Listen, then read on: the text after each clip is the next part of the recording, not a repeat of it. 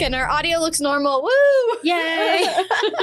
How are you? I'm good. Good. Why are you already I don't know. I'm cold all of a sudden, but it's fine. Don't worry about we me. need to turn off the heater. Oh, man. I have to turn off the heater. Because too much background noise, yeah. Yeah, too much background noise. All right. So now the heater's so now off. we'll really be cold. Yeah, so now we'll really be cold. Okay, you want disturbing factor update first? Update. Okay, so we got reached out to, this is really cool, by a family member of Ernest and Janito. Remember him, the douchebag that killed his entire wife's family? That he tried to kill his wife, and then he killed her dad and her mom and his mother-in-law's family. Mm-hmm. Yeah. Like, I remember, of course. Well, you remember. Do but our listening audience remember? I don't know. What episode is it?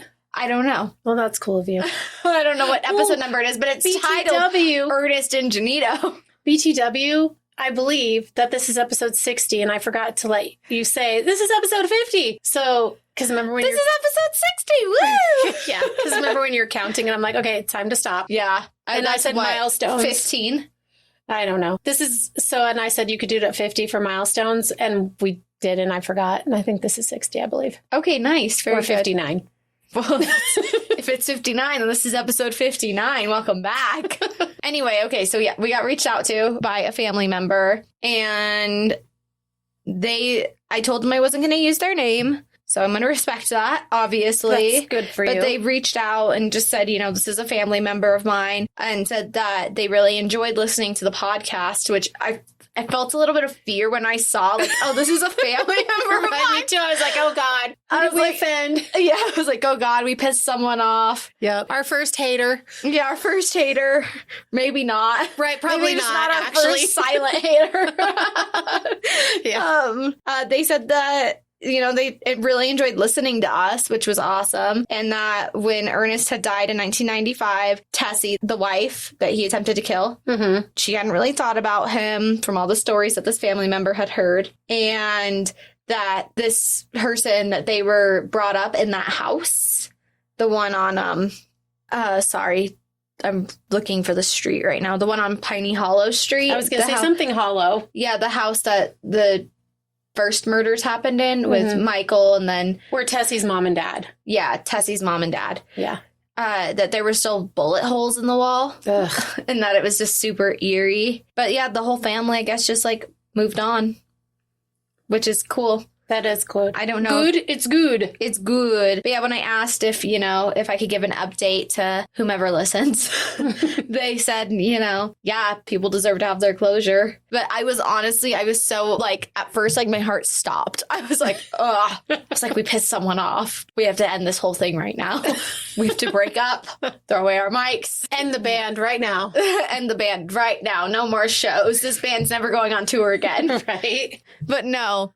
It was great and awesome, and I was like, heck yeah! I was like, they like it. They like our feedback, or they liked us. They gave us good feedback. They liked our banter and our jokes, and thought that we were good and did the story justice. Yeah, presented the story well, didn't offend the person who was related to Ernest, which is good, and yeah, and enjoyed the way we presented, so all good things. Yes. So thank you, and you know who you are if you're listening. Yes, thank you. Yeah. You're the best. Yeah. For sure. Oh, for show. Okay, disturb me. Okay, I'm disturbing you. Factualizely disturb me. Factualizely disturbing. I've been on the death rabbit hole. I was looking for another... I thought you were just going to say the death rabbit at first. I've been on the death rabbit. I've been sending this bunny out on murder sprees. Well, I do hate the Easter bunny, so it makes a lot of sense. Oh, shit. Here we go again. Gail forgets that there's a microphone right up in her face, and so she's making a ton of fucking noise. Jesus. I'm trying to... Stop! Okay, I'm trying to blow the hair off my computer. So I'll stop, because the computer is actually behind the microphone. Yeah, so you'll be able to hear everything. Yeah. That was me blowing hair off the microphone, off the mouse thingy, the trackpad. Blew it right into the microphone. Stop. Okay. You're done. You're canceled. It's time for you to stop. Okay, so I've been on the death rabbit hole. Yes. Well, I found this really cool one, and then I was like, oh, this actually might have to be a Toll-On episode. So we're going to circle back around to that when I make it a Toll-On episode, and I'll let you know what day that is. Thanks for the fucking cliffhanger. Yeah. To be continued. No worries. It was another thing about graveyards, though. Remember how the first one I talked about, like the difference between a graveyard and a cemetery and all that? Yeah, it was kind of back to that. Okay. To churches. Gotcha. But no, then when I was still on the death rabbit hole, but not same related to death, different related to death, I found Cotard syndrome. What? Cotard syndrome, also known as Cotard's delusion. Okay. Not Cotard. It might be Cotard. It might be Cotard, but it's not with a U, it's with an O. Okay. Cotard. Okay, Cotard. I'm not really sure. Any hoodles or walking corpse syndrome. Have you ever heard of this? No. It's a rare mental disorder in which the affected person holds the delusional belief that they are dead, or they do not exist, or they are putrefying, or they have lost their blood, or their internal organs. Can I ask a question? If you do that or have that syndrome, does that mean you don't have to go to work and do laundry and stuff? I don't know. If you're dead... I don't know if that excuses you from life. Well, if you're dead... it don't excuse you from life, but you're actually alive. Yeah, I might have to figure out how to develop this syndrome. So the term Cotard, I'm not really sure how you say it. Why didn't you Google word it? Pronunciation. Well, I have a feeling that it's French and it's Qatar. Qatar. Just have something in your throat. Qatar. Was coined by Emile Regis, and it was later promoted by several others. That K or C? C. Are you looking up how to say it? Yeah. I'm sorry. It's fine. I got disillusioned by how weird this all is, and that's what happened to me and why I didn't think about looking up how to say it. And then you looked at me, I was like, well, I guess I should have learned how to say this word. Cotard syndrome. Cotard. A mental illness in which someone thinks he or she is a walking corpse. Thank you, AI. Cotard syndrome. Please stop with all of your disruptions now. Stop. Sorry, I have to get back to the thing I need to get back to. Okay, on my phone without dropping it. Okay, good. Okay. I'll behave, I promise. Anyway, yeah, it's time to start. In 1880, the neurologist and psychiatrist Jules Cotard, which is why I believe that it's French, because he named it Les Délires des Négations until Emile Regis came and coined it the Cotard delusion, the Cotard syndrome. Anyway, he had he had done cases of people, right? He's a psychologist, he's a neurologist, or a psychiatrist, I'm sorry. And he's a doctor. Yeah. But he's a scientist above all. Mm-hmm. Above all, he's a scientist as opposed to just being a doctor. I don't know, man.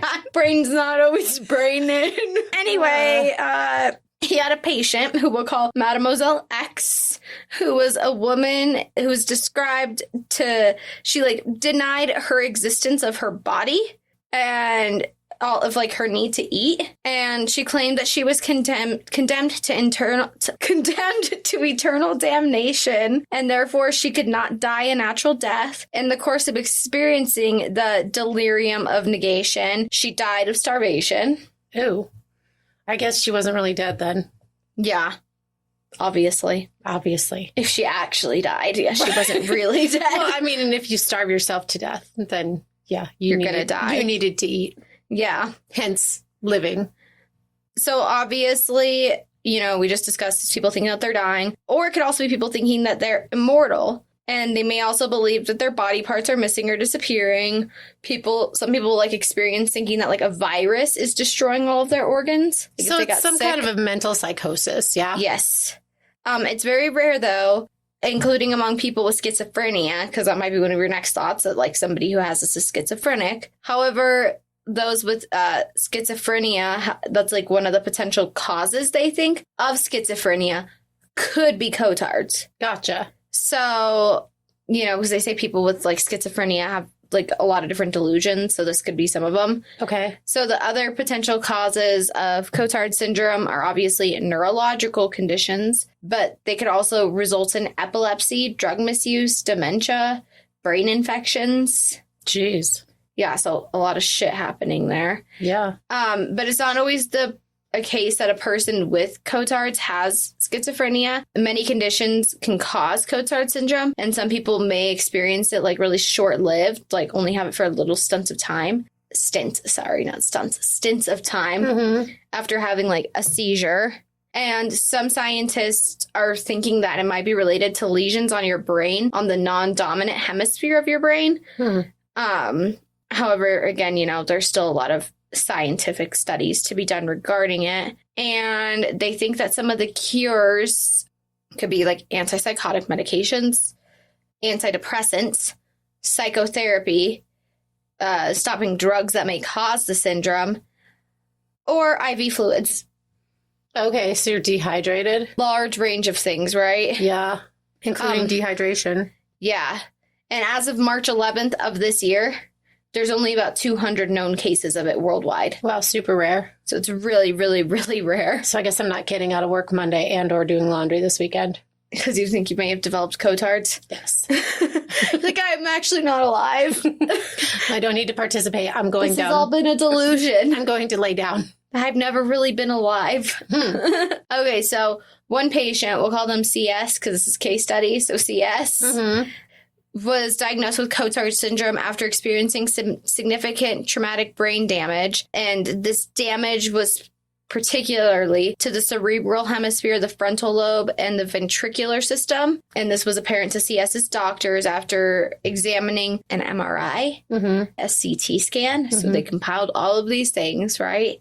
Then in January of 1990, then CS was discharged to outpatient care. I'm sorry, I'm really having a hard time wording today. Oh, today? Oh my God. And I had the hardest time yesterday and this morning. So please wish me luck moving forward. I'm wishing you luck moving forward. I would also like the same luck given back to me. Okay, luck. Luck. Luck. Cluck, cluck. Okay, so what? I sniffed left. It's fine. Okay. Though his family had made arrangements for him to travel abroad. Arrangements? Arrangements. His family made plans. They said, you leave in CS. Bye, motherfucker. Yeah. Bye, motherfucker. He continued to, have visual difficulties, which provoked a referral to an ophthalmologist for assessment. And then the formal visual testing led to the discovery of further damage. For several months, he was, or they were, I guess I don't know if it was a he. I just assumed it was a male. I don't know why. Oh, wait, it says, although his family. Okay, he wasn't dude. I didn't make it up in my head. I just assumed and or read it. CS was treated for the further damage, several months after having the trauma. He continued to experience difficulty recognizing faces, places, and objects. And he was also convinced that he was dead and experiencing feelings of derealization. And then later in 1990, after being discharged from the hospital, CS was convinced that he had gone to hell after dying of either AIDS or sepsis. Wow. So when CS finally sought out neurological testing in May of 1990, he was no longer convinced that he was dead, although he was still suspected it. Okay. He's like, yeah, I'm not dead, but I still think I might be. Fuck.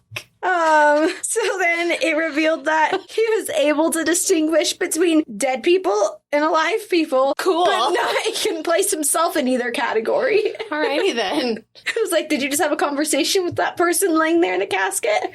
Yes, you're alive. They didn't respond, that means you're alive. Or if they did respond, that means they better seek further help for you. So when CS then was treated for depression, the delusions of his own death, went away in a month, in 1 month's time. So people who experience this, I mean, it's such a wide range of things, right? That they're like, okay, I die. I'm not really alive. I don't really have a heart. I don't really have blood in my veins, right? There's some weird shit that's happening there. But some people also think that they're living hell on earth or eternal damnation. So back to supernatural. Sure. As always. I don't know where you're going with this, but yes. When Dean's in purgatory and he's alive, but not really.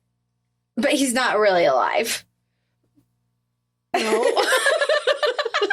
No. Okay, yeah, no. So not that. Okay. I have a better example for you. How about like when on the Vampire Diaries, when Bonnie is the anchor and she really is existing between the two worlds, like the dead can see her and the living can see her. Okay. Sure. Yeah, there we go. So she has Cotard syndrome. Probably. Or she's a witch. Well, she wasn't a witch anymore. Oh. That's why they made her the anchor, because she had died. Oh. So she was dead. So She she was didn't dead. have Cotard syndrome. She was actually dead. actually dead. Okay. And then talking to Jeremy, because she brought him back to life to sacrifice her own. And then Silas and Amara and Tessa fucked everything up. They fucked up all the plans. And then she came back to life as the anchor. Gotcha. So she's not really alive because she's half dead. Because Okay. she's also on the other side while she's on this side. What a great example. I'm more So confused I'm than ever. really, yes, I'm really having a hard time breaking this down. Yep, clearly. Okay, we're at a 20-minute disturbing fact. So Dismurming. Dismurming. We also did your update. we also did do my update. Yeah. Yeah, Okay. that made me really happy. Okay. I'm happy too. Sorry. I got distracted. Got distracted. Yeah. I'm real distracted today. Yeah. Okay, but I shouldn't be because it's my story. Correct. So once I start focusing on the computer screen, I'll probably be fine. Hopefully, maybe. Any hoodles. Any hoodles. Are you ready for it? I'm ready for it. Okay, this is so exciting because this is a listener. And so, Daphne, we got that. Wait. Drum roll, please. Case request. Yes, case request. I was going to say something else before, but then you drum rolled, so now I feel the pressure. I was just going to say it's cool that we got like two things relatively similarly kind of close together, but not really. So never mind. What? Well, because the Relatively similarly close together. the person who reached out to us reached out last week, and actually this case request is not from last week. It's been chilling in Mom's drive, her working on it back and forth with that and 18 other cases Yep. for like a month. Or more. I'm looking at the message from February 22nd. Sorry. Anyway, It's happening today. yes, it's happening today. So this is from Lynn's321. That's her Instagram handle. You said handle. I'm so proud. I've never been more proud of my entire life of you. Thanks. If my Of me. If my entire life of you. Okay, cool. So let me go on. I'm just going to read this. So she says, hi, I would love if you guys could maybe cover the case of Ericka and Benjamin Sifrit. I actually live near where Ericka grew up, and I also met them back in the day when they owned their own scrapbooking store. Cheese words. We also Cheese used to words? vacation. Cheese words. Cheese whiz, like that. We also used to vacation every year at Ocean City, Maryland. This is one of the craziest true crime cases I've ever heard of. And the fact that I have met them / live where Ericka is from makes this very close to home for me. Thanks for being one of my favorite podcasts. Yeah, I love you for saying that. It's Fist bump. amazing. That was almost a high five. And you're in the middle of that fist bump, Lynn's 321. Yeah, Am I you right are. with that? Yeah, Yes, 3, 2, Lynn's 1. 321. Sorry. This was 1, 2, 3. No, it's 321. 321, man. And she said, and one that I look forward to listening to every week. So I apologize that we suck at getting them out every week. But thank you for your We're case. working on it. We are. Life are. is just brutal, like it is for everyone else. And we have zero excuse. It's just sometimes can be hard. It can be hard. So anyway, Lynn's 321, this is for you. This one's for you, baby. Yeah, and I hope you like it. And I try to do my due diligence like I always do. And in the beginning, it was hard to find stuff. And I was like, fuck, I'm not going to be able to find any meat. And this is going to be really hard for me to find stuff. But then once you find stuff, you kind of hit the mother load of finding stuff. Yeah, you hit the jackpot. Yeah, so that's what happens. Yeah, well, let's hear it. Because Okay. I think you would like going to their scrapbooking store. If it were still open. But I don't even have time to fucking scrapbook. So You used to love to scrapbook. I did, but that's gone way by the wayside. I don't have no time for that. I don't have no time. I ain't got no time for that. I know. She bought like a whole room's worth of shit for scrapbooking. That's how I do it. Go big or go home, and then start something and not finish it. Go Gail. I get it. We have a new desk sitting next to our Next two to our desks. Several desks. We have a new desk sitting next to the 3 desks that we need to do something with, but we probably won't anytime soon. Yeah, well, I just got this desk because I'm really not a fan of the one that I have right now and how small it is. And then there's 2 more that are in a corner shaped. In a corner shape. In a mini L. Because they're small. Okay, anyway, here we go. Sorry, proceed. Drum roll. Ben and Ericka Sifrit, here we go. Yes. So Ericka Elaine Grace, born February 3rd, 1978 in Roaring Spring, Pennsylvania. That's a cool name. I know, right? Spring. That's why I had to say Roaring Spring. Roaring. It's roaring. And it's a spring. So who doesn't love a roaring spring? I love a roaring spring. Anyway, it's better than a plain spring for sure. Yeah. Okay. I agree. All right.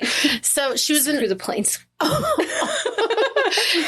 calm spring. We're not down with that. We like a roaring spring. All right. So she was an only child born to parents Charlotte Gale and Gerald Grace. She attended high school in Hollidaysburg, Pennsylvania, and her former high school basketball coach, Joseph Hurd, said that she was, quote, a standout player with a fierce outside jump shot. He went on to say that she was really... I'm wording struggle. Yes. She was really kind of an ideal kid, really intelligent, extremely likable, easygoing. Okay, that was another Galeism. She was really kind of. That's what he said. It's a direct quote. Oh, that's a direct quote? Yeah, he's words like me. Paraphrasing. No, it's a direct quote of no paraphrasing, no paraffin over here. Just straight up direct quote. She was really kind of. Yes. I get it, dude. Right? He even said that she gave his 6-year-old son a stuffed tiger that he slept with, and her family was extremely supportive of her, like in all ways, right? Her dad was extremely involved in her basketball career, and he very much encouraged her basketball and hoped that she could become a professional player someday. And he even built her an indoor basketball court to practice. Ericka pushed herself as well. She wouldn't even, so they have money. Yeah. In indoor basketball court. Yeah.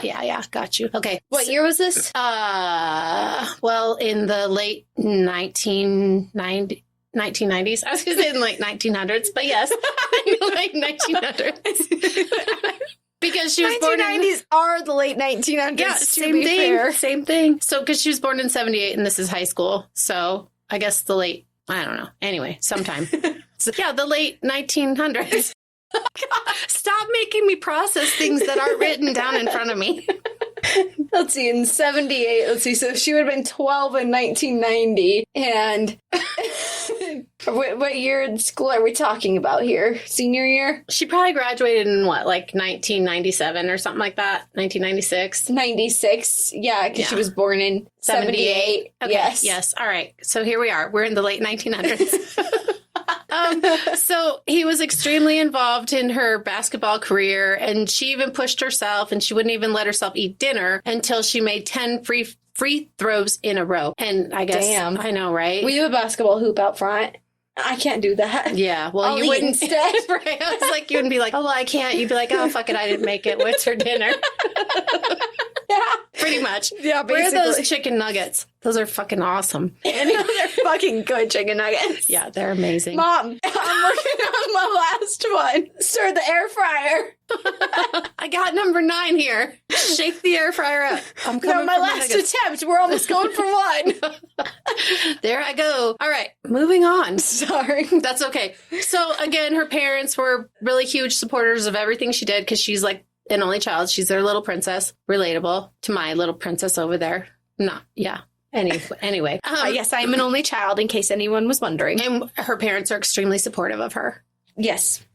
She went on to attend Mary Washington College in Fredericksburg, Virginia on a partial athletic scholarship, and she graduated cum laude in 2000 with a bachelor's degree in history and poli-sci, so political science. Yes. Benjamin Sifrit was born October 21st, 1977 in Esterville, Iowa to Elizabeth Ann Graves and Craig Sifrit. And good luck finding shit about this dude because not until later. Greg or Benjamin? Not Craig. Oh, Craig. Benjamin. Not Greg or Craig. We're talking about Benjamin. Yeah, I mean, like, it was really hard to find anything until, like, later when shit goes south. I gotcha. Okay. I don't know why I was just laughing through all of that. That's okay. It's fine. I looked at my mom yesterday because we were sitting on the couch doing research together, and I bursted out laughing, and then I looked at her and I said, it might be a problem if I'm laughing while I'm researching true crime. It might be. I might be concerned, but I'm supportive of everything you do. Thank you. You're welcome. Such a good parent. Yes. I'll help you hide a body, in other words. Nice. Yeah.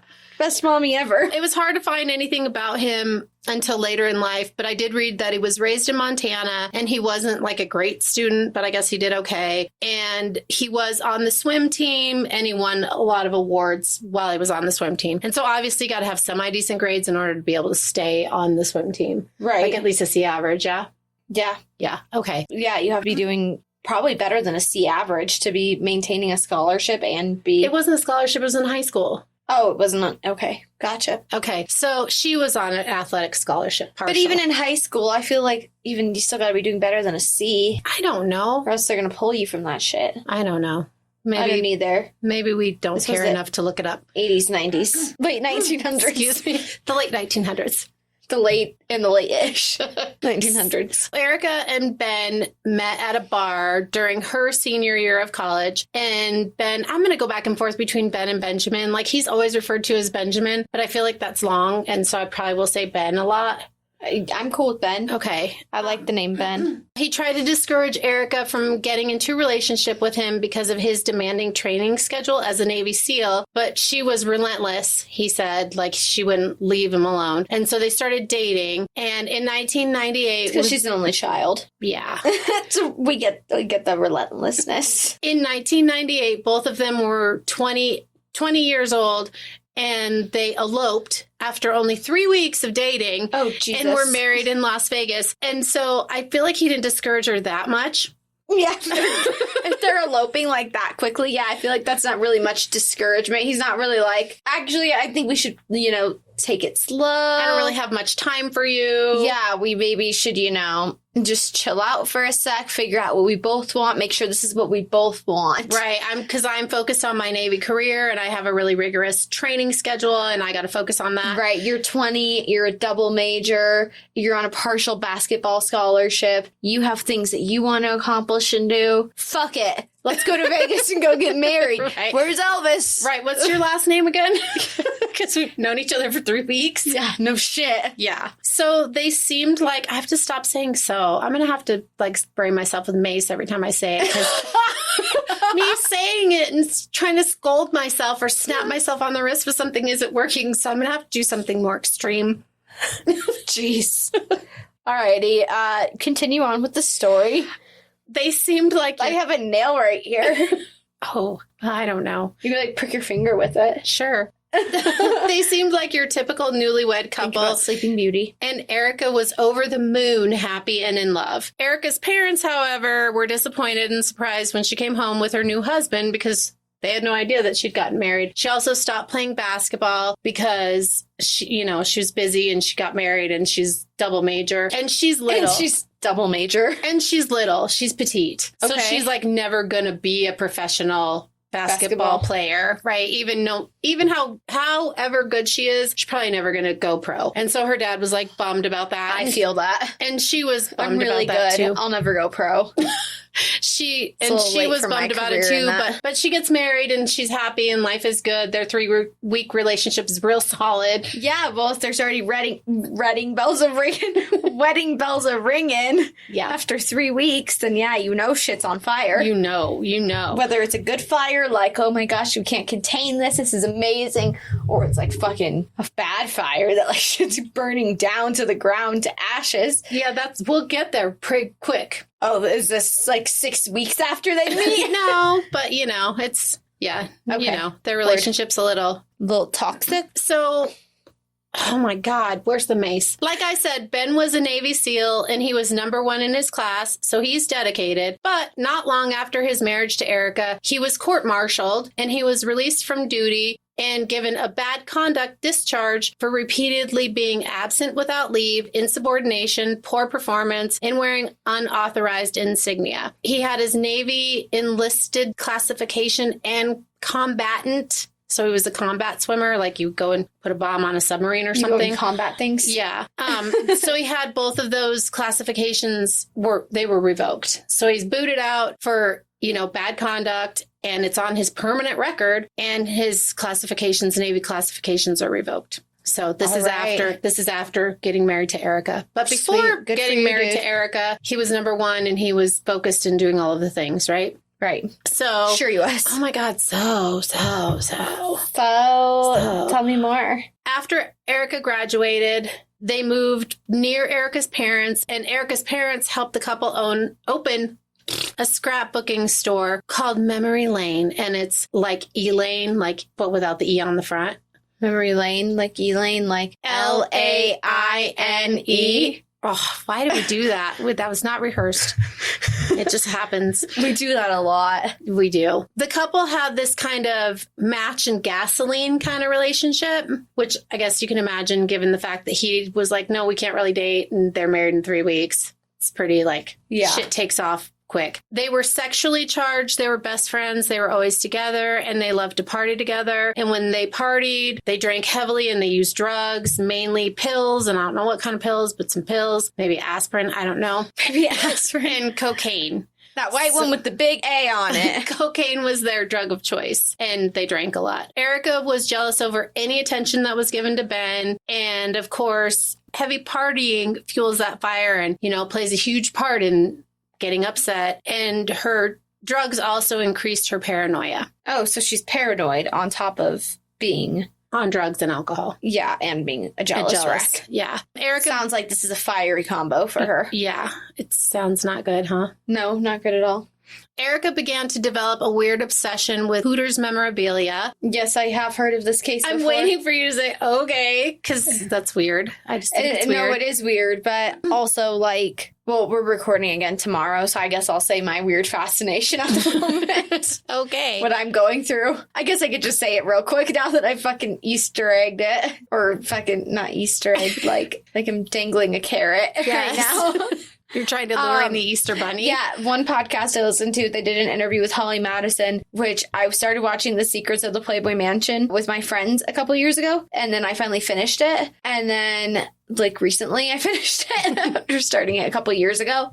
It happens. And then I found that they had a podcast. Holly and Bridget have a podcast called Girls Next Level. And so I've been listening to their podcast and sometimes watching the show if I want to pay attention to it. It's more background noise for me now. But oh my God, that shit's crazy. So that's been my crazy thing happening recently is my fascination with fucking the Playboy house and all the shit that went down at the Playboy house. Okay, so nothing to do with Hooters. Nothing to do with Hooters, Okay, no. I thought you were going to bring me some Hooters information. No. Hooters trivia nostalgia. No, but a lot of the girls that worked at Playboy that were Playboy bunnies or Playmates or whatever also worked at Hooters. For Daphne's epileptic dog. Maybe she experiences cotards. Maybe. Oh, never mind. I don't want to say what I was about to say about her. Please don't. I love her. Yeah, she's something. Ericka began to develop this weird obsession, right? And so the couple starts breaking into Hooters all over the area and stealing merchandise. Cool. Yeah. And remember, she has money and they have a store and they don't need to do it. They just want to do it. She wants to do it. Okay, this is probably a little bit of a judgy question. I've never seen pictures of them, though. Is she homely or is she, beautiful? In between. In between? Oh, she's average? Yeah, she's average. That's a good way to put it. She has a really pretty smile. Okay. And she's skinny and... Well, not skinny. She has a nice butt. I don't know. You'll see pictures. I'll post them, or you can. Well, I guess the reason why I'm curious is maybe because she wanted to work at Hooters and they turned her down or something. There's nothing about that, and I feel like I probably would have uncovered that because I did uncover a lot more about her, obviously, than I did about him. So, are you looking? I'm looking. Oh my God, weird. There's pictures of her with freaking Hooters girls. Mm-hmm. Yeah, she's okay looking. I mean, I don't know. I guess that was just my question was because, Did she try to work there and couldn't get a job? Yeah, it's like that's why I feel she like had, then you'd start vandalizing Hooters, not stealing stuff because you wanted it. Yeah, except for if you'd steal stuff, then you would still be, I don't know, a part of being bad. Okay, sorry. For me choking? Yeah, that I didn't pause it. So now we're resuming. As the thrills in their relationship always, like, everything. All the thrills, the 3-week marriage. Yeah. Or not the 3-week marriage, the 3 weeks of dating that led to marriage. We're going to break into all the Hooters and steal. We're going to do cocaine every night. And I'm going to beat people up because jealous of when they hit on my husband. Yeah, I've never said anything about that, but sure. Well, I'm sure she, I beat them up. Maybe, probably, most likely. Like, stared them down is what I mean. Like, gave them an eye beating. I beaten them up. They always seem to, have to take their relationship to the next level. They seem like adrenaline junkies. Yeah, so whatever the current, I don't know how to say it. I said in my notes, hyper experience. So it's an experience, but it's hyper experience. It's super intense. It's not just going, I don't know, it's not just going bowling, but it's breaking into a bowling alley. Gotcha. That kind of analogy I'm giving you. So whatever they were doing, whatever kind of thing was charging their relationship and giving them the thrills and whatever, it would never last very long. So they always had to be leveling it up, taking it up a notch. So they're doing high and dry kind of shit. They're doing something that gets them real freaking high, a real good high, and then they're just done with it, and then they're moving on to the next thing. Yeah, they're okay, now we're bored, so now what, right? That makes sense. They were obsessed with the movie Natural Born Killers, which is a Quentin Tarantino movie from 1994 with Woody Harrelson and Juliette Lewis, and it's about two lovers, Mickey and Mallory Knox, who both come from traumatic childhoods, and after they kill her abusive father, they go on a road trip, and every time they stop, they pretty much kill everybody around them, but they always have to leave someone alive to tell their story, and then the couple soon becomes a media sensation thanks to sensationalized reporting, and so they kind of were hooked on this movie, right? Okay, so they want to be like that. Maybe. I don't know. I don't know if that, but they liked the movie a lot. It was how you watch Desperate Housewives or whatever. It's my comfort. Yeah, they watched Natural Born Killers. Natural Born Killers. I said something different. Natural Born Killeries, because you said diaries. I don't know. Anyway, it's a pretty graphic movie. It's a pretty graphic movie. I've never seen it. I've seen it, but it's been a long time ago. I would watch it. I like Quentin Tarantino movies. Yeah, we should watch it. It's decent. It's decent. I love that movie that he just one of his most recent movies, Once Upon a Time in Hollywood. Oh yeah, that was fucking great. Cracks me up. That was a great movie. I did love that movie. Django. Yeah, I love Django. And that. Ericka was so obsessed with the movie that she got a cross tattoo on her stomach hip area, the inside of her hip on her stomach, on her abdomen. You know what I'm talking about? That area? Between your belly button and your hip. Where my shark fin is? Yeah, but people don't know where that is. So I'm trying to explain it. Okay. So she got a tattoo. On your hip, on your pelvic bone. Yeah. Yeah. So she got a tattoo that was inspired by the movie of a cross, and she loves showing it off. There's a bunch of pictures of her wearing her jeans folded down or whatever, so you can see it. Okay. And there's a lot of pictures of them because they have a scrapbook store. So there's shitloads of scrapbooking pictures that you can find. Shit. Full on pages and stuff. That's weird. I wonder if there's any for sale on eBay. Oh, I don't know. But I want to say I bet there is, but who knows? And Ben also had some weird shit like that up there, you know? I know. But you have to have it in order to sell it. And who knows if her parents gave it up. Yeah. I don't know. But anyway, Ben had some tattoos also. Most notably, he had a swastika tattoo on his chest. Sweet. Yep. Solid dude. Yep. Real solid individual. Mm-hmm. Yeah. I mean, the swastika wasn't bad before it was Hitler, was it? Before it was bad. No.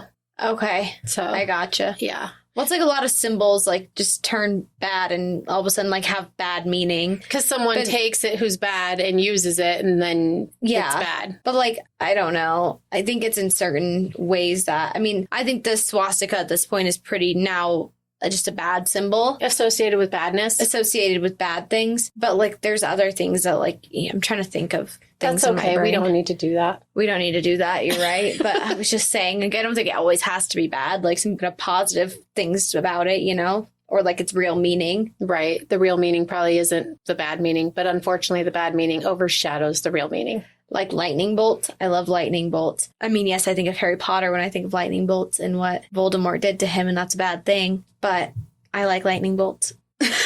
Alrighty then. And did they have a bad connotation? For Potterhead, maybe. Okay. Or maybe not because they represent him. I don't know. Okay. So that wasn't a great analogy, but that's fine. It wasn't a great analogy. How about snakes? Okay, there you go. I love snakes. Weird. But you see snakes, like, represent bad things, right? Like Slytherin, evil, goats. Goats are the same thing. Right. Like, I like goats. I just did goat yoga. It was awesome. Okay, sorry. Daphne got pooped on, but no, her yoga mat got pooped on. Yeah, my friend got pooped on, and then it, like, went over to my yoga mat, but I didn't get pooped on. Yay. I was wondering about that when you went. I was like, ooh, Daphne's going to get pooped on by a goat. Nope, but I had 2 on my back at one point, and I was like, this really hurts. They're really heavy. And their hooves are pointy. No, they were pointy. They're smooth. Yeah, they were smooth. Okay. They were really cute and really sweet. I kept having this one, like, come sit on, like, the front of my mat. Aw. And, like, just want to be pet by me. Aw. That's Yeah. cute. It was really cute. That's cute. It was, like, fawn's color. Aw. It's fawn. It was fun, like fun. It's fawn, like fawn. Okay, sorry. I just had to think, because I'm like, the swastika's not always bad, but he sounds like a bad person, so. Ericka and Ben go on a week-long vacation to Ocean City, Maryland in May of 2002. It was there that they met their victims. Joshua Ford, 32 years old, a mortgage broker, and his girlfriend, Martha, she goes by Jeannie Crutchley, who's 51, and she's an insurance executive. Okay. All right. Joshua and Jeannie met the Sifrits on a shuttle bus on the way to the popular seaside bar called Secrets. It's kind of hard to say. Seaside Secrets. Seaside Secrets. Ben and Ericka. Maryland's Oceanside Seaside Secrets. There you go. Ocean City. Ocean City. Yeah. Maryland's Ocean City Seaside Secrets. Yes. That was really hard. Ben and Ericka don't have the right change to get on the bus, so Joshua offered to pay their fare, and Ericka and Ben, oh, cool, thank you so much. When we get to the bar, we'll buy you guys a drink. And they were also hanging out with another couple. There's another couple there, but there's like not a lot of mention of them because they're, fortunately for them, insignificant to the story. Okay, that's good.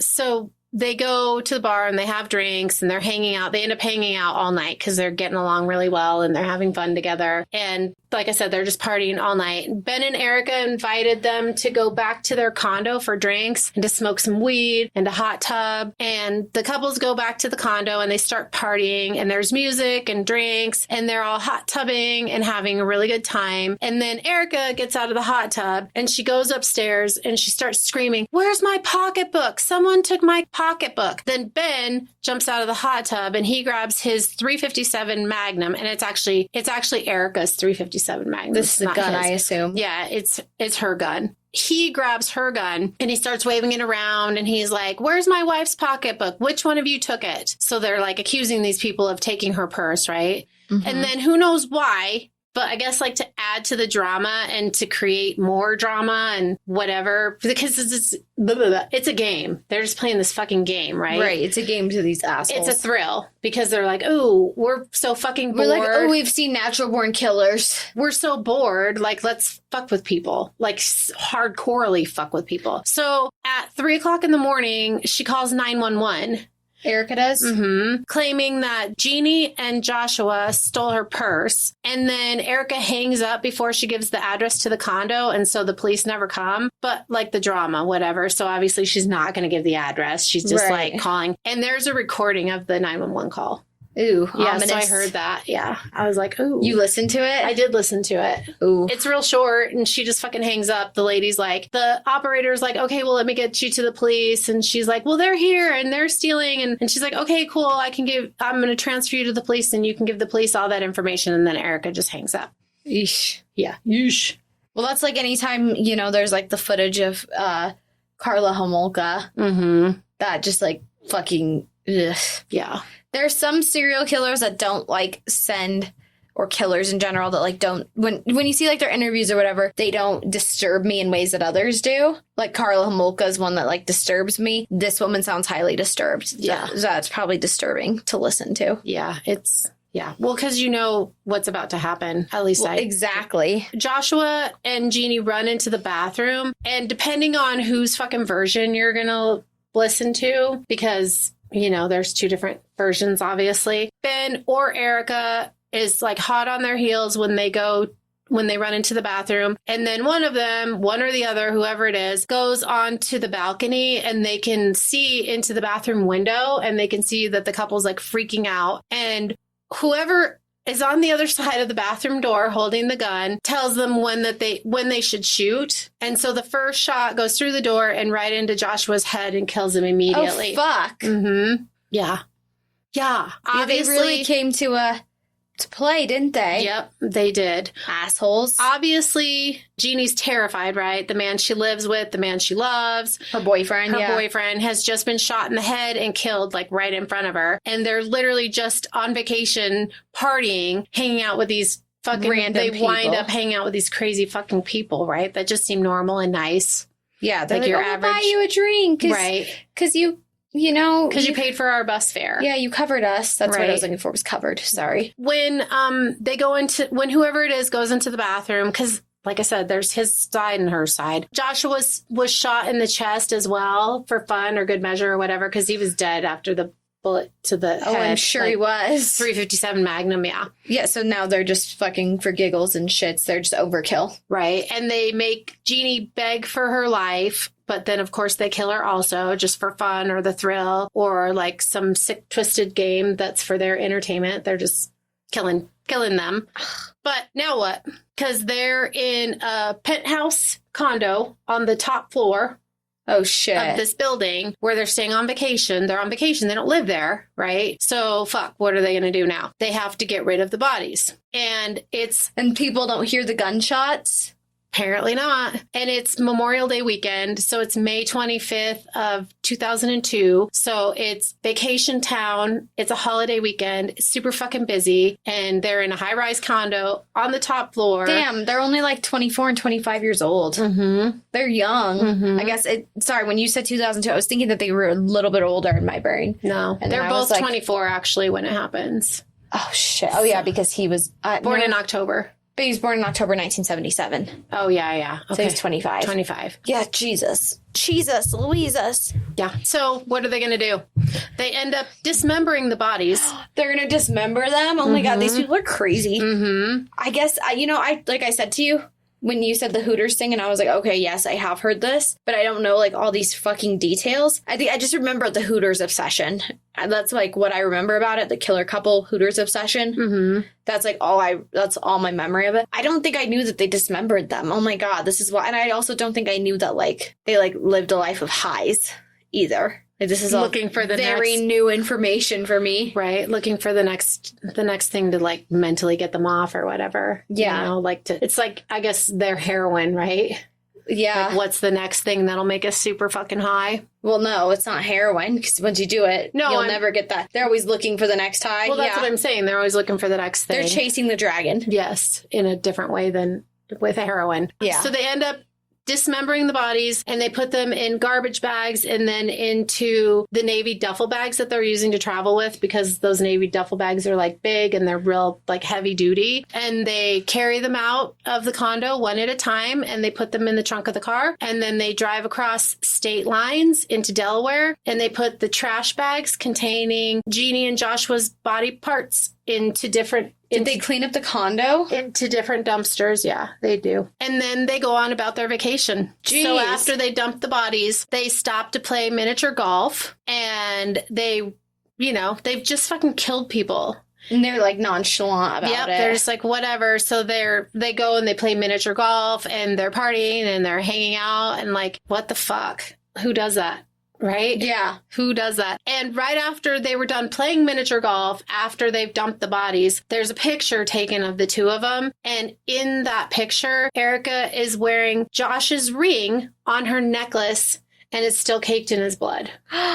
Oh, geez. Mm-hmm. Mm-hmm. Mm-hmm. Mm-hmm. So people who knew Jeannie... So they also stole off of them. Well, yeah, like a souvenir, like a trophy. It's fucked up. So fucked up. So people who knew Jeannie and Joshua right away knew that there was something wrong when they hear from them, because they were supposed to be back late Memorial Day because they got to go back to work on Tuesday. Yeah. And Jeannie in particular hasn't missed work in 20 something years. Like she's So always something was off. Yeah. So a coworker calls the Fairfax police because they live in Virginia, and the Fairfax police contact. So I guess they do like a wellness check or whatever. She's not, neither one of them are at their place. Her car's not there. Like They're not home. They're not there. And so Fairfax police then contacts the Ocean City police, and the Ocean City police go to the condo where Jeannie and Joshua were staying, and Jeannie's car is still parked outside the condo. And so they get into the condo and like all of their stuff's there. Like it's just left like they were just going out for the night. Like nothing's being started to be packed or anything. It's just like they're going out. It's like an empty hotel room. Yeah, because this is Saturday night. Yeah, it's Saturday night, right? Yeah. So they're going out, and then this is Tuesday or Wednesday maybe. Like this is all happening pretty quickly. Right. So the Ocean City police printed and posted missing pictures of the couple everywhere, and they put them like all over town. And so they were like really quickly reported missing, and people were looking for them like right away. Ben and Ericka, remember, they own like a scrapbooking store, and they're always taking pictures and stuff so they can scrapbook. And there's a picture of Ben outside of Home Depot in Ocean City buying a new bathroom door to replace the one with the bullet holes in it. Oh, geez. Or the bullet hole, whatever. And so they're trying to cover their tracks right away. And they purchased a ton of cleaning supplies to get rid of all the blood. And of course, there's got to be a lot So they're returning back to this freaking condo. They didn't just clean it and leave. No, because they're still on vacation. Okay. They don't have to leave for a few more days. Well, that's what I thought, but I wasn't sure when they, like, I know you said then they just continued back on their vacation, but that's when I asked you if they'd cleaned it up. Yeah. Well, they're working on it. They're cleaning. They're cleaning. And so they purchase all these cleaning supplies. They get a new door, and they're just going on about their business. So on May 29th, they went out to find another couple to play the same game with, Melissa Sealing and Justin Wright. And this couple, fortunately, they survived. And this is from court testimony. So I love it when I find court documents. I know, you were so excited. Yeah. So when Melissa met up with Justin, he was already hanging out with the Sifrits, and they were all pretty drunk. And Melissa went bar hopping with them, but she never drank that night. And at the end of the evening, Melissa was worried about Benjamin being able to drive back to their condo. So she agreed to follow them back to their condo to make sure that they made it. And when they got back to the condo, Benjamin pretty much insisted that Melissa help Ericka up to the condo because he was afraid that she might fall without any help. So like, I don't know why he couldn't help her. Yeah, why he couldn't help her. But like, basically, he's just you like, have to help because he wants to get her to the room. And she's sober, right? She hasn't drank. She's the only one sober. And so that when they get to the door, Ericka, perfectly fine, gets her keys out of her purse, opens the door, no problem, whatever. She like obviously didn't need help getting up the stairs or anything else. And Ericka started to show Melissa around the condo. And within a few minutes of Ericka having had her purse at the door to get in, Ericka and Benjamin said that someone had taken Erica's purse and demanded that Melissa look for it. Oh my gosh. Yeah, same game. At some point, Benjamin... These people are ridiculous. So Benjamin starts waving around a gun, and he becomes more adamant about finding the purse. And while they're searching, Benjamin started talking about other people who had been in the condo before and tried to rip them off, and that he was doing the world justice by ridding the earth of bad people. And Melissa testified that he also told her if we ripped them off, he would kill us in the same way that he killed those other people. And she couldn't recall if he said that I killed them, like he killed them, or we killed them. So she couldn't, but basically he's threatening their lives and telling her he's already done this, right? Right, that other couple. And I'm assuming, have seen the signs, have seen the posters up. Yeah, but I don't know. It doesn't sound like that they associated it with that other couple. Okay. Until after the fact, obviously. And Melissa said also that she like peered upstairs while they were looking for the purse, and that she saw the bathroom door off the hinges leaning up against the wall with the bullet holes in it. Mm-hmm. Yikes. Yeah. So investigators believe that the only reason that they probably didn't kill Melissa and Justin was because they were leaving the next day and they wouldn't have enough time to deal with the aftermath of killing two more people, because they got them up there this night and it's actually early in the morning, right? And then they're there that next day, and then they're only there the next day after that. And so they're not going to have time to deal with everything if they kill two more people. Right. So fortunately for them, they got to live. Fortunately. On On May 31st, 2002, around midnight, Ocean City PD responded to an alarm call from a closed Hooters on 122nd Street. And when they arrived, they found Ericka and Benjamin loading Hooters merch into their Jeep Cherokee. Oh my God. Yep. So this is how they're going to get caught, is fucking breaking into Hooters. Yep. Because of her These obsession. assholes. Mm-hmm. These assholes. Her obsession. Like, they've just killed people and you're going to fucking break into a Hooters.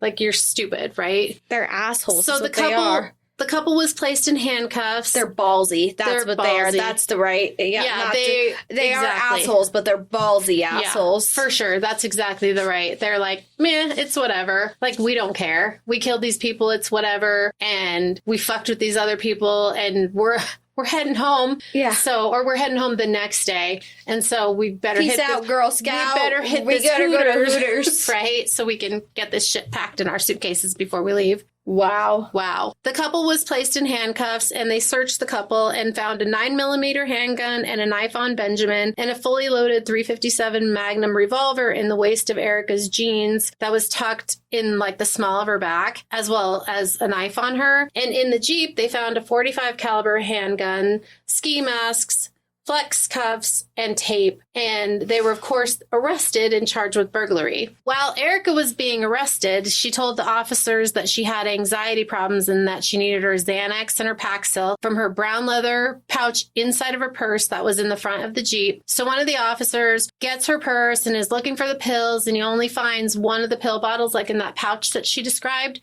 So he continues searching through her purse because he's looking for her other bottle of pills that she wants a pill. And he found 4 spent .357 Magnum shells and 1 live round, so one bullet that's not been shot. And they also found Jeannie and Joshua's IDs. Oh, fuck. Mm-hmm.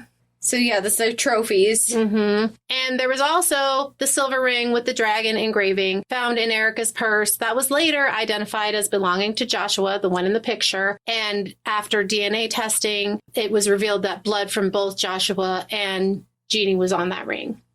Yeah, it's fucked up. I hate these people. These people suck. Suck badly. And then their condo was immediately searched because they were hoping to find the couple in their condo, like alive or whatever. Yeah. And so when they got to the condo, they found pictures of the Sifrits and Jeannie and Joshua, and they found 2 bullets on the table that had been fired from the .357 Magnum. And it was later determined to have tissue from, one of the bullets was later determined to have tissue from Joshua on it. And they also found the keys to the condo that Jeannie and Joshua had been staying in. So crime scene technicians... So were they going to go back and steal their shit from their condo? I don't know. They just had their shit because they dismembered them. They sound kind of klepto-y. So they probably had to fucking empty their pockets. And they were in the hot tub when it all happened. So they're either naked or they're in their underwear or swimsuits or whatever. Like they're not dressed. So they have all their belongings there. You know, their clothes, her purse, whatever, his wallet, all that shit. Everything they were out and about with. Yeah, exactly. So crime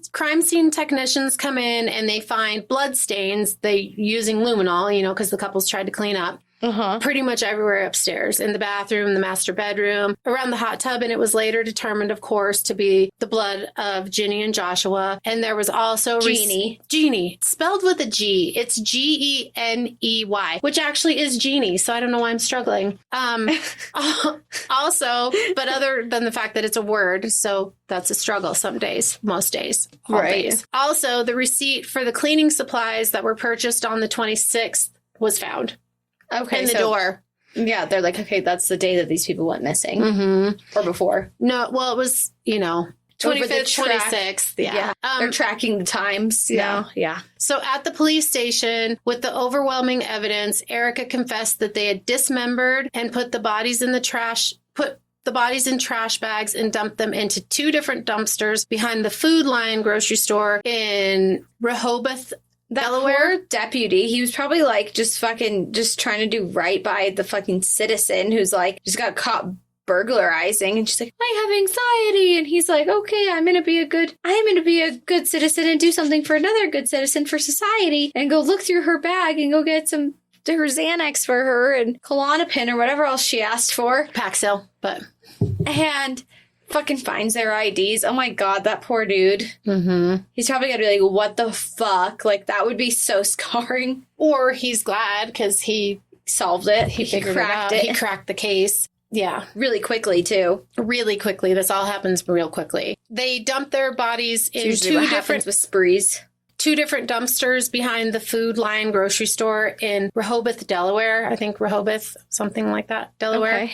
And when the dumpsters were searched, they had already been emptied, and the search for the remains of Jeannie and Joshua then had to be moved to the landfill where the trash from the dumpsters went. Police recovered body parts of Mr. Ford, and this is from court documents, so sorry. Body parts of Joshua and Jeannie. Police recovered only the left leg of Jeannie, and so her cause of death was never determined because that's all they could find. And police recovered the torso and both arms of Mr. Ford, of Joshua, and additionally 2 bullets fired from the .357 Magnum were recovered from his chest, were from the gun that they had taken from Ericka on the night of the Hooters robbery.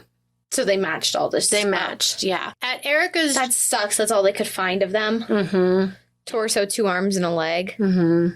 That's horrible. That sucks. It sucks. And I guess they must have never said how they killed her because, you know, but I think there's some alluding to the fact that they probably stabbed her to death. No, they stabbed her? Mm-hmm. Not shot her. But there was just like alluding to it, but I couldn't find anything that, because they could never. Her actual cause of death because they don't know where her body was. Right. And so it's all just like whatever the 2 of them have said about the other one. Because they turn on each other, of course. Of course. Because they're really in love after 3 weeks of dating and got married. Yes. At Ericka's jury trial, much testimony was... You're fine. Yeah. Take your time. I took this from the court documents, and apparently I didn't took it right. I didn't took it right. So a lot of the testimony that was given after the murders was more pertaining to Ericka, right? And so in the days after Jeannie and Joshua were killed, Ericka and Benjamin went outlet shopping in that Rehoboth Beach. That's where they played miniature golf. That's where she got her tattoo. And the couple went to Home Depot to get the door and to purchase paint for the condominium and stuff. And they did that in Ocean City, but like they're hanging out at this outlet mall doing these things like right after they dumped these bodies. And of course, Ericka and Benjamin both put the blame on each other. Yep. Of course. Yeah. On April 9th, 2003, after 14 hours of deliberation. Oh, and I'm just going to say this, but... You just say it. Okay. Ericka tried to take a life sentence or the death penalty off the table for herself by offering to take a lie detector test and give all the information about how Benjamin had been the one that did everything, right? But I don't think they let her do that. I don't think they did that. Okay. I just saw that like she offered, but I think they denied that. Or they did do a polygraph test, but they couldn't determine whether she was being deceitful or not, because obviously she's a fucking psychopath. So one of the two happened, because, you know, you read different things. So really there's no semblance of truth here whatsoever. Right. You can't decipher the truth from either of them. Yeah, exactly. So on April 9th... Something happened. We have 2 dead people. Right. And they were both fucking there. So they're both responsible at the end of the day. Yeah. On April 9th, 2003, after 14 hours of deliberation, Benjamin Sifrit was convicted of second-degree murder and first-degree assault for the death of, her name was Martha, I said that right, so of Martha Crutchley, Jeannie, and he was acquitted of all charges in the death of Joshua Ford because his attorneys argued and were able to convince the jury that Ericka had killed Joshua in a drug and alcohol-induced rage, and the gun that was used was Ericka's. So she did it because it's her gun. Yeah, so that's how he got acquitted, because they both turn on each other and they can't prove which one did it, but it's her gun. There's no fingerprints on the guns, or they both have just had their fingerprints, their hands on it so much. So yeah. Exactly, because he's waving it around and she's shooting people, or whoever's shooting people, you know. That's why I said it's one of them went to the bathroom and shot, and one of them was looking through the window telling him when to shoot. Okay, gotcha. But I don't know which one, because one said it was one and one said it was the other. So it depends on who you believe, which doesn't really matter because both of them are dead. And so Yeah. The end result was the same, unfortunately. Both Ben and Ericka are dead? No, both Joshua and Jeannie are dead. So Yeah. it doesn't really matter which one of them pulled the trigger and which one of them told the other one when to pull the trigger. Because they died. Because the end result was the same. So they're both they're both them. equally as guilty. They as killed far as, them regardless. Yeah, and then they dismembered their bodies and dumped them, and they did that together. And so they're both equally as guilty as far as I'm concerned. But anyway, so he was acquitted of all charges in the death of Joshua Ford. And so that was it. And he was sentenced to 38 years in prison, and he was up for parole in April of 2022, but he was denied, fortunately. Good. Yeah. And Ericka went on trial, and also his attorneys were able to argue that like he was a Navy SEAL and he was number one in his class and he was doing great and he was on this Until he met her. And then his life went to shit after he met her. Yeah, but he made the decision to. Oh, yeah. It's no defense. No matter how you like shake how we're it. watching Gilmore right now. Yeah. Fucking Rory. She might have met Logan, but it's all her fault. She's the one doing. That's what you were like, she needs to break up with Logan. I was like, it's actually not Logan doing any of these things. It's her. Right. But if she wasn't with Logan, then she might not be doing it. But anyway, this isn't about the Gilmore Girls. It isn't, but we're It's obsessed. not. Ericka went on trial on June 3rd of 2003, and her attorneys argued that her husband was the main perpetrator because he's a Navy SEAL and he's much larger than Ericka, and he's probably more able to commit these kind of crimes. But it was her gun, and that couldn't be argued and or denied. And the only partial body parts of Jeannie were found, and her cause of death was never determined, so they can't know who did that, right? Okay. And so after only 4 hours of deliberation, she was convicted. That's fast. Yeah, so they don't like her.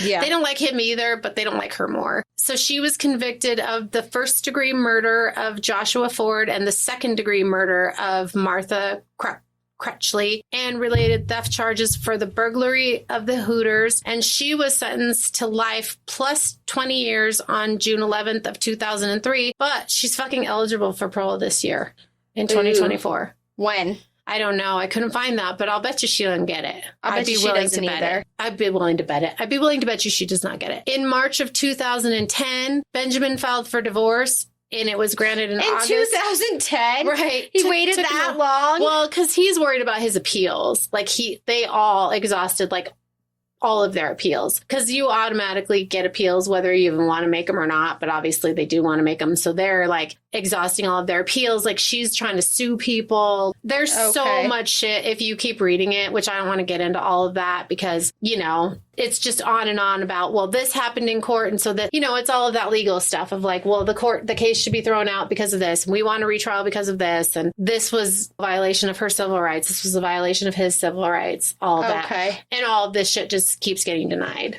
And it keeps piling on. Yeah. So there's a ton of that in there. But anyway, that's it. Okay. Thank The you. end. Thank you. That was great. Was it? Yeah. Okay. Yeah, no, it's a lot of stuff I've never heard about that case. That case just wasn't that memorable to me the first time, but I'm pretty sure it's way more details than I heard the first time. Yeah, I didn't know any of that. And especially like that's why I was like, ooh, because at first when I was trying to research it, and I really, of course, want to do justice for Not Lynn's, only the victims, but Lindsay as well. Yeah, Lynn's 321. I wanted to do justice of the episode for her. And of course, I want to get as many details as I can. And I'm like not finding any what I call meat.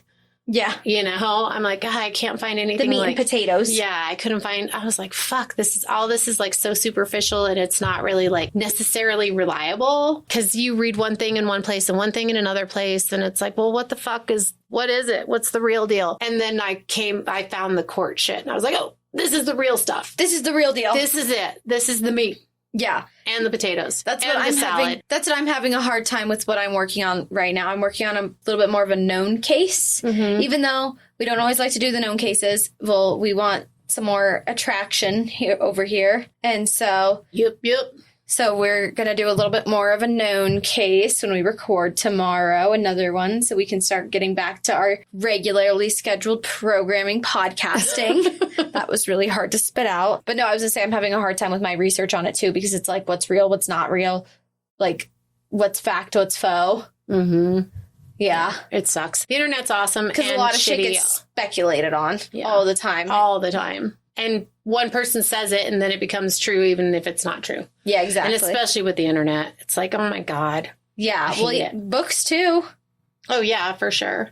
Books lie all the time. Books do be lying. Books do be lying. Yeah. All right. Well, cool. I'm glad you liked it. I hope Lynn's 321 likes it. I hope so too, because it was good. Okay. I liked it. And I kind of abruptly ended it, but I was like, And that's the end. And they're divorced. well, and I could have kept going because, like I said, there are all these appeals and all the X, Y, and Well, yeah, Z. let's just hope she doesn't fucking get paroled, which I doubt she will. Yeah, unless she somehow fucking no pulls fucking a way. miracle. No way. Unless she throws a free throw. No, free throw, unless she does 10 in a row. Yeah, I feel like there's no fucking way. Then there's no dinner for her. All of her appeals were denied, and she didn't get her retrial that she wanted. They didn't like her, and they felt like she was the instigator behind it all. Whether or not he went along with it, which is his bad, but they felt like he was she was the instigator, and he was just the okay, that sounds cool. He was her yes man. Mm-hmm.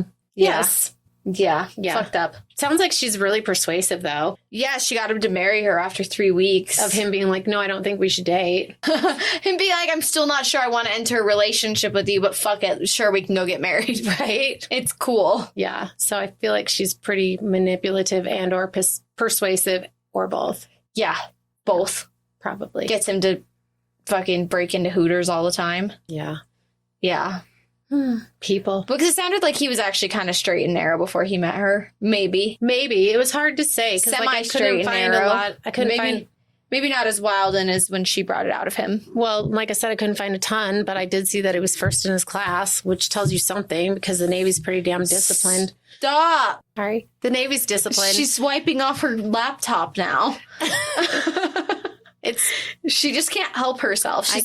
She's like, oh, Daphne's editing this one. As much noise as possible, please. Whatever. All right. Well, thanks for coming. Thanks for playing. Thanks for listening. Yes, thank you. You can follow us on Instagram and send us a case request there at That's Disturbing Podcast. And you can send us a case request over at Gmail as well. That's disturbingpodcast@gmail.com. And, you could give us a like, a follow, a listen, a share. You could rate and review us. We'd really appreciate that. 5 stars only, of course. Not trying to manipulate and or persuade you. Yep. Or else we won't get married in 3 weeks. All right. Well, that's all I got. Thank you. Bye-bye.